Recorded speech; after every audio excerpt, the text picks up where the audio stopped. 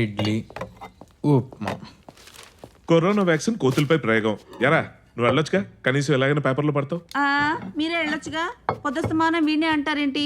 నాన్న నీకోసం ఫ్రెంచీ రోస్ట్ చేసా. అది ఫ్రెంచి రోస్ట్ కాదే, ఫ్రెంచ్ టోస్ట్. అదే. అయినా ఏం ఉద్ధరించాడని? రాత్రంతా పని చేసుకుంటూనే ఉన్నాడండి. ఓహో, ఆటలాడడానికి కూడా పని అంటారా? నానా నేను గేమర్ని కాదు, గేమ్ డిజైనర్ని. రేయ్, రేపు ఎప్పుడైనా మన చరిత్ర చెప్తే ఆ అన్నట్టు ఉండాలి. నిన్న నా కొడుకుని కూడా చెప్పుకోలేకపోతున్నాను. అయితే ఓ పని చేయండి, చుట్టాలబ్బాయి అని చెప్పండి.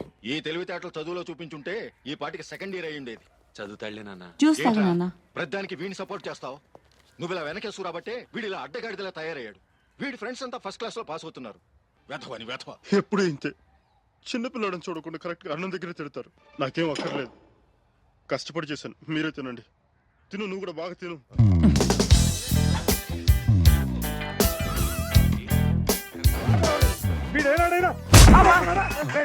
ఏం చూసుకున్నా అంత పొగరు?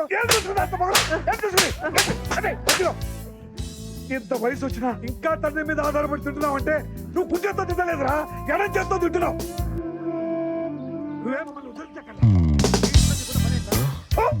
నీ వంట చీవు నెత్తలేదురా. అయినా కొడుకుని తిట్టిన అన్ని సినిమాల్లో చివరికి నాన్నే పులిహార అయ్యేది.